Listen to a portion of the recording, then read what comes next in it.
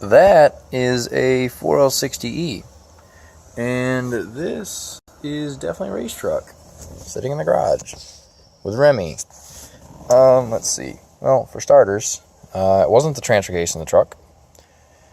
It was definitely the transmission. I had reverse, second, and first gear. That's it. I had no third or no drive, so I'm assuming the rear planet is cracked again. Now, I don't know if my builder did not replace it with a good one or what happened, but that was the first thing he suggested when I told him the trans broke again. So, I'm going to have him look at it this weekend and hopefully get it back within a couple weeks and have it back in the truck. And this is official play truck to the mounds, to road trips, to four-wheeling trips. This is the play truck. The 2010 is now Black Betty and just daily driver. I'll have the rough country living kit on that truck in a little bit, but no rush on that. Let's see, what else is new? Debating on long tubes for this or not. That's probably not going to be for a little bit. Just want to get it back drivable again. That way I have something I can play around with, because it's summertime and the drive-in's open here, and so is the mounds. So definitely a top priority, getting this truck done. Took me probably a solid 2 days working on it by myself because of only having a couple hours of after work time. But, got it done. It's not really hard at all. Did it by myself. Used the Craftsman Impact a lot. I think it was definitely a lifesaver, trying to get in spaces that you didn't have to use an air hose. Let's see.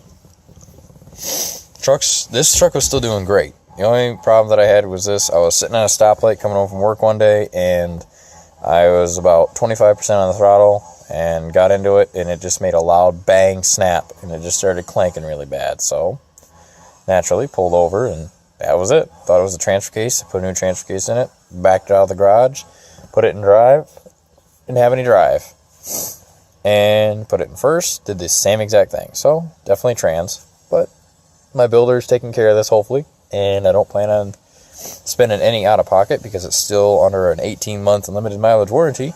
Had it in the truck for a little less than 6 months, but what I do feel happened is that billet super hold 1-2 servo and the Corvette servo, I think those are a little bit too harsh of a shift, because this truck also does have the Transgo HD L2 shift kit in it, which boosts the first to second as well.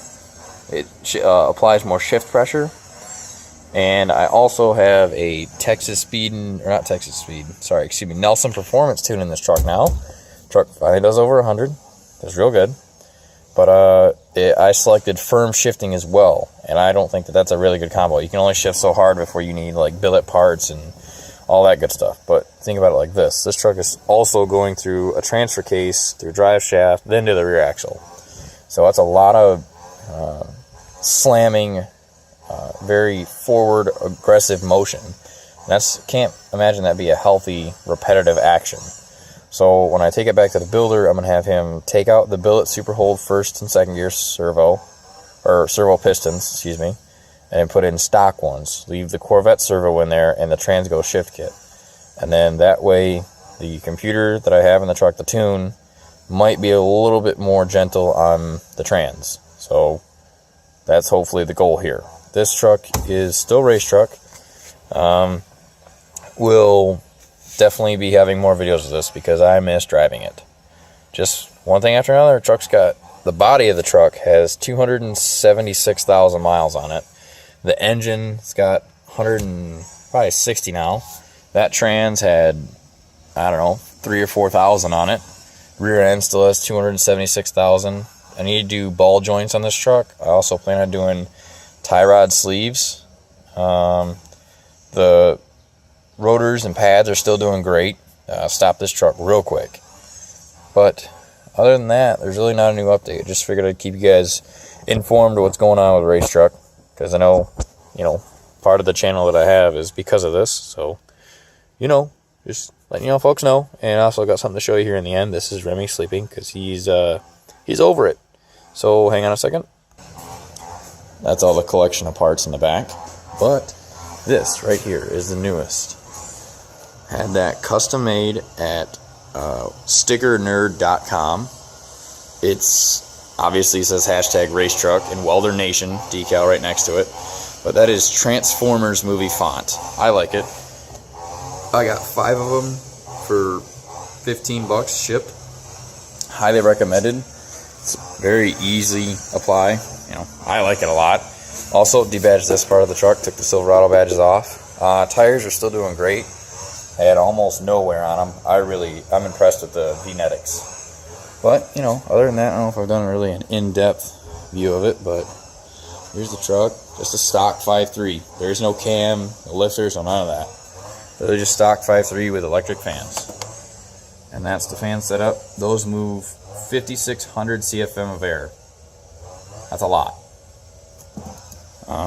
Let's see. There's no outside damage, unfortunately, to be catastrophic failure, but I can show you this. That is that billet super hold servo. Oops. There.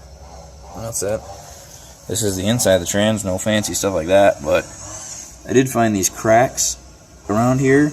I was told from my builder that that is like stress fracturing from when they made the cast aluminum bell housing, but I'm not for sure. But you know, there's no visual damage of this, or no like superheating or anything. But there's no superheating on the output shaft either. It's all internal. So sure gonna give you all an update and let you say hi to Remy, and I'll see you guys later when the truck's back in action. Bye.